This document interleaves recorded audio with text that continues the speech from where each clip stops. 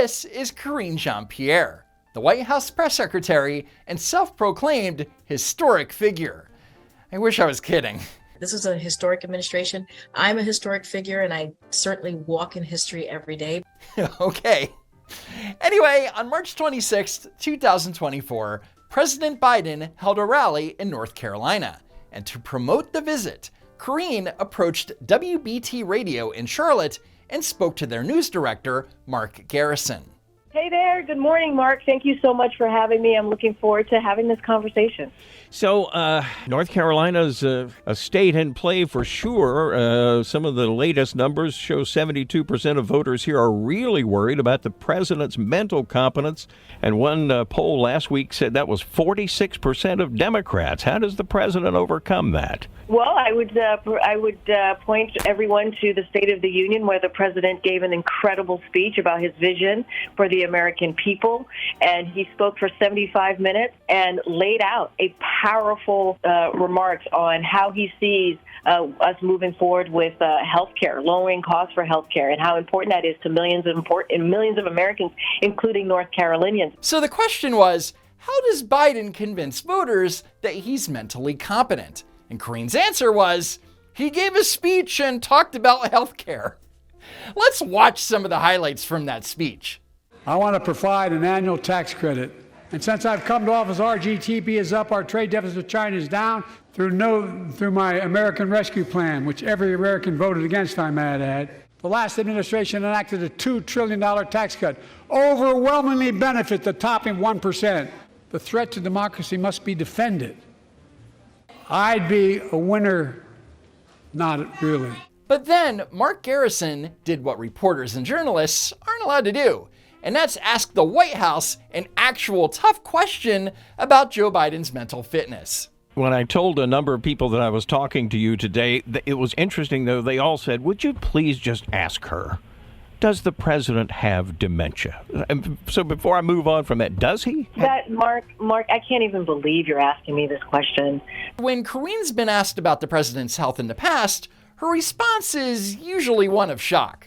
Does the president have the stamina, physically and mentally, do you think, to continue on even after 2024? Don, you're asking me this question. Oh my gosh, he's the president of the United States. That is, that is not a question that we should be even asking. 5 days later.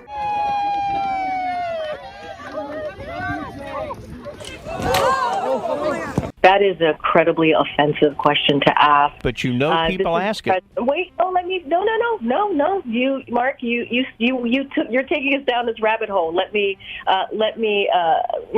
be very clear about this. For the past several years, the president's physician has laid out in a comprehensive way the president's health. However, that comprehensive medical report from Biden's physician famously didn't include cognitive testing or a dementia screening. Look, the president doesn't need a cognitive test. That is not my assessment. That is not my assessment. That is the assessment of the president's doctor.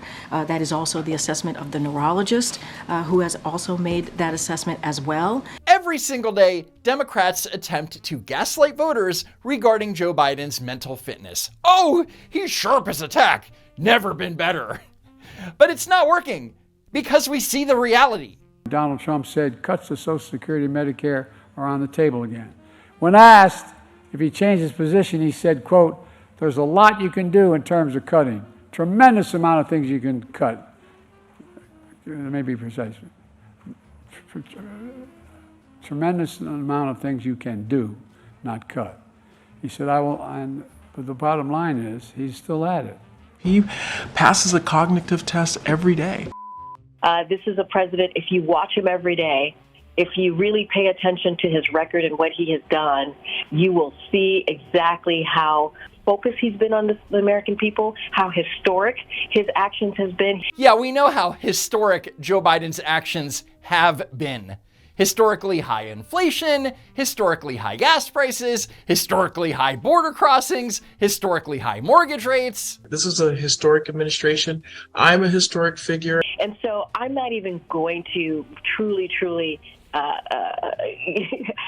really take the premise of your question. I think it is incredibly insulting, and so we can move on to the next question. And I would like to point out that she never answered the question on whether or not Biden has dementia. It's yes or no, Karine.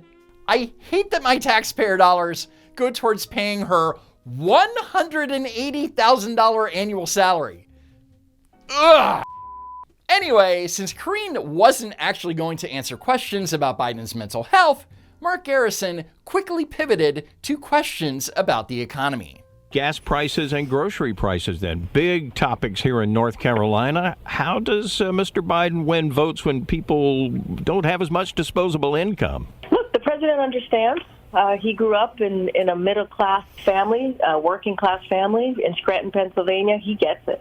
He understands how difficult it is for Americans who are sitting around their kitchen table every month trying to figure out what they're going to pay for. So the question was, how does Biden win votes from people who are hurting economically? And Karine's answer is, the president understands. You have to remember when the president walked into this administration, there were multiple crises happening. There was COVID. There was the economy was in the tailspin because of the last administration, because of what the President Trump left us with. That is a lie. Joe Biden entered office in the middle of an unprecedented strong recovery. After the initial shutdowns, hundreds of thousands, if not millions of jobs were being added back to the economy every month. That is not a tailspin. Karine Jean-Pierre is a liar. Now you're asking me about gas prices. The president took action on gas prices. Let's not forget Russia's invasion on Ukraine skyrocketed prices of gas. And because the president took action, we are in a different place than we were a year ago on gas prices. Oh, we're in a different place, all right. According to the U.S. Energy Information Administration, the national average price for a regular gallon of gas in late March 2023 was $3.42. In late March 2024, the price is $3.52 a gallon and rising. Eggs, milk, seafood products, all the important groceries, those costs have gone down. So Karine said eggs, milk, and seafood products are down. But is that actually true? Well, let's take a look. In the past year, the price of milk is down 2.5%. The price of fish and seafood is down 3.7%. And the price of eggs is down 17%. Those costs have gone down because of what this president has been able to do. But here's the problem. Those prices aren't actually down. Since Joe Biden took office, the price of milk is 15.6% higher. The price of fish and seafood up 8.2%. And eggs are up a whopping 49.4%. That's almost 50% in 3 years. So during Joe Biden's first 2 years in office, the price of eggs went up 66%. And now we're supposed to be thanking Biden because the price has gone down 17% in the last year?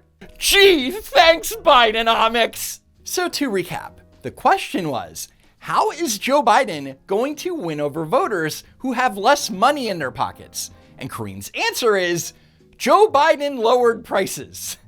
Joe Biden doesn't get to claim credit for prices coming down when it was his policies that led to skyrocketing prices in the first place. People know the difference, and it's why Biden is flailing in the polls. Anyway, the radio interview gained significant attention, not just for the dementia question, but because of the way Karine ended the interview. And with that, thank you so much, Mark. Have an amazing, amazing day. And she hung up. She didn't even give Mark Garrison a chance to properly wrap up the interview or let him thank her or even say goodbye. What a right? But then the Biden administration went into damage control. White House Deputy Press Secretary Andrew Bates suggested the radio station was ginning up controversy over the seemingly abrupt hang-up. As she often does when the president travels, Karine had multiple back-to-back interviews with radio stations who were each offered 7 minutes. Once the agreed-upon time was over, she called into the next interview so everyone could get their full time. Oh, Mark Garrison's time was up. So when Karine abruptly hung up on him, it was justified. Got it. But then, without any proof, the White House claimed this particular station chose not to air the full interview and instead artificially attached a sound effect that our phones do not make when calls end. Their claims are spurious because you did put the entire, all of the interview, all of the content online. People could see it, but for your newscasts, obviously, you want shorter sound bites. Online and on the air. Yeah, that's exactly right. It was very clear when she hung up that she was not happy. So the Biden administration that routinely lies to the American people about gas prices, jobs, inflation, the deficit, the border crisis, basically everything, wants you to take their word over not only the word of a well-respected news director, but your own eyes and ears. See you in November, Democrats. Anyway, that's it for now. Follow me on X at Don't Walk Run, and while you're at it, subscribe to the channel. As always, thank you for tuning in, and I hope to see you next time, if there is next time.